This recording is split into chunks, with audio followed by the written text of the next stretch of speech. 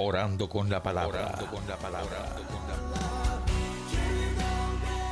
Qué alegría nuevamente volvernos a encontrar.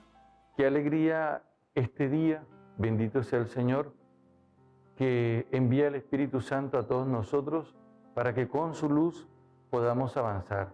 Y suplicamos en este día que su Espíritu nos siga acompañando como lo ha realizado, para que podamos avanzar en medio de las tinieblas y de las situaciones difíciles que se presentan. En la primera lectura que nosotros meditamos hoy, encontramos al profeta Elías que llega al Horeb, el monte de Dios. Recuerden ustedes que existen unos espacios donde Dios se manifiesta, y en el Antiguo Testamento la montaña es el lugar donde Dios manifiesta su presencia. Cuando uno lee, por ejemplo, en el capítulo 19 del Éxodo, uno encuentra que dice, Moisés subió a la montaña. Después dice, Moisés subió a la presencia de Dios. Está muy íntimamente relacionado montaña con Dios. Ahora, cuando llegamos al Nuevo Testamento, igual pasa. Uno lee en el capítulo 9, versículo 28 de San Lucas, cuando Jesús se transfiguró, y dice, Jesús subió a la montaña y comenzó a orar y se transfiguró. Es decir, al encuentro de Dios.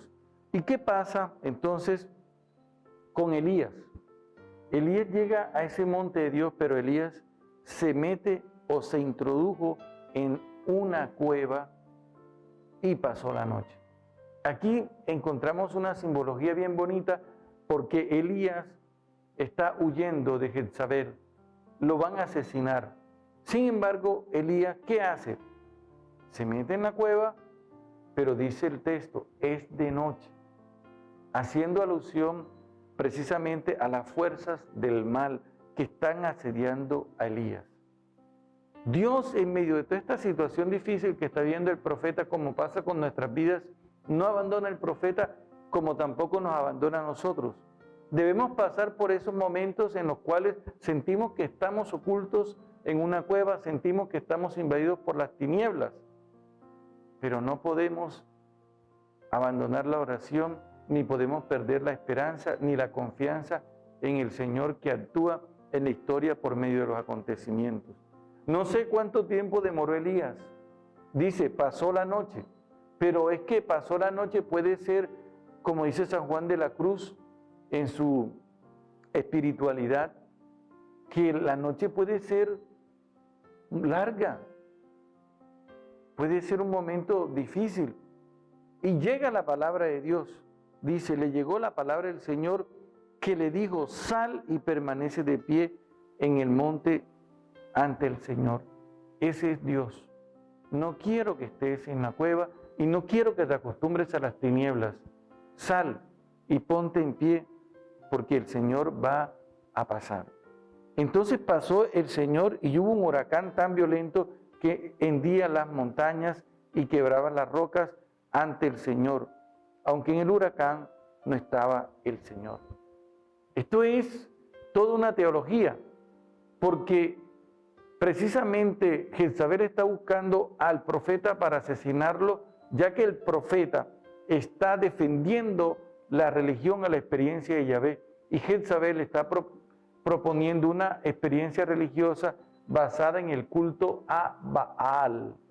Y Baal es el dios de la naturaleza.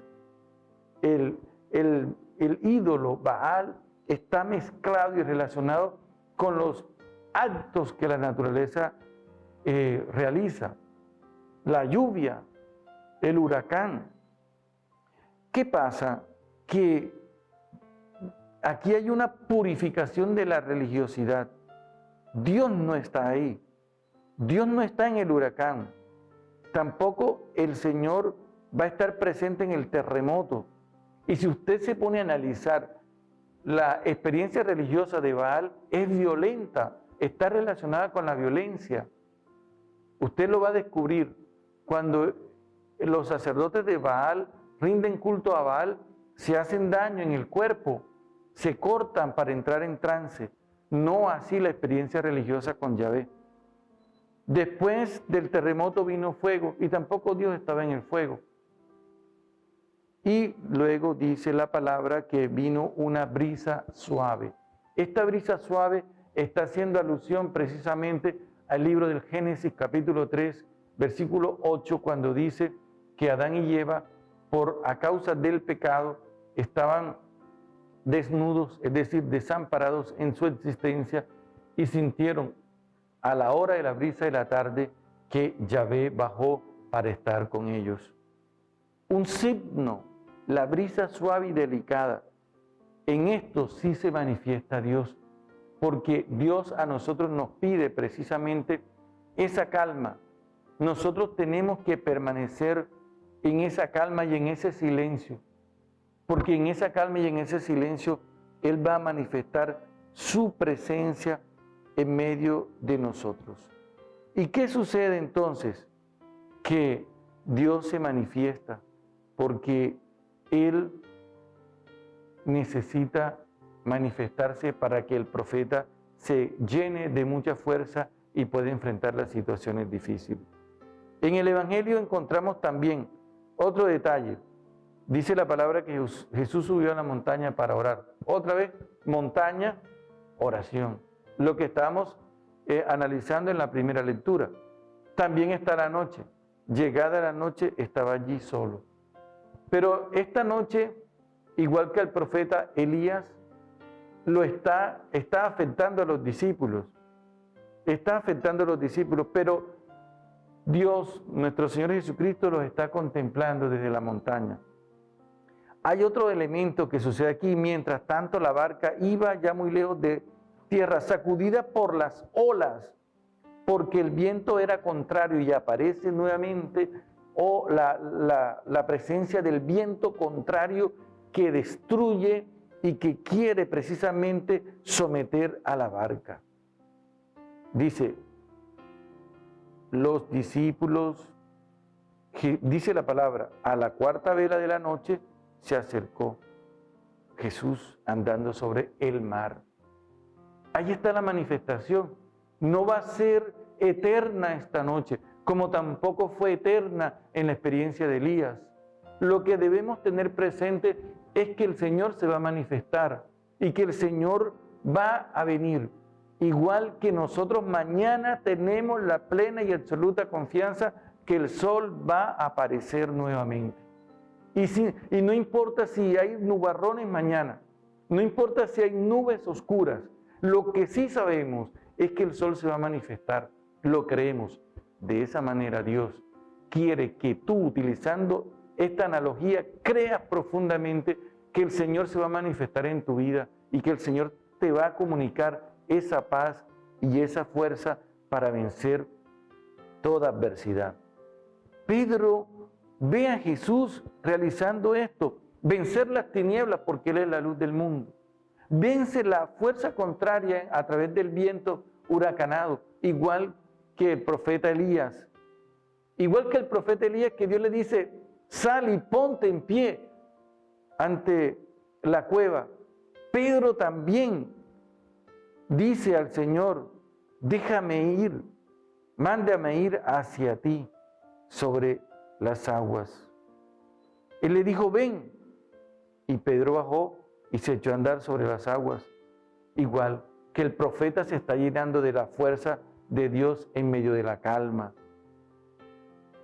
Pero Pedro, apenas sintió la fuerza del viento, empezó a hundirse. Y esa fuerza del viento contraria y la oscuridad son la negatividad del mundo que te dice, pierde la fe, no creas en Dios, no reces, mira la situación del mundo, mira la pandemia del coronavirus, mira lo que está pasando, ¿por qué vas a rezar? ¿Por qué Dios no actúa? Oye, sabiendo que Dios está actuando, sabiendo que el Señor se está manifestando a través de muchas acciones, esta meditación de la palabra es inspirada precisamente por el Señor, porque no estamos hablando de otra palabra, sino la palabra de Él. ¿Y qué hace Él? Salva a Pedro.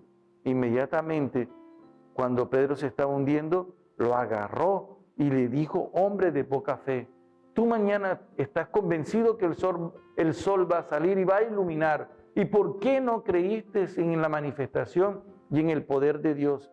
¿por qué has dudado? Y cuando Pedro subió a la barca, inmediatamente calmó el viento, igual que el profeta Elías ha contemplado la manifestación del poder de Yahvé. Ahora es Pedro quien la contempla y experimenta esa cercanía de Dios. Los que estaban en la barca dijeron, realmente eres el Hijo de Dios. Y ese es el Hijo de Dios que nos acompaña hoy y nos llena de poder para enfrentar todas estas adversidades, cada uno desde su experiencia, en su historia personal. Dios los bendiga. Amén. Orando con la palabra. Orando con la palabra.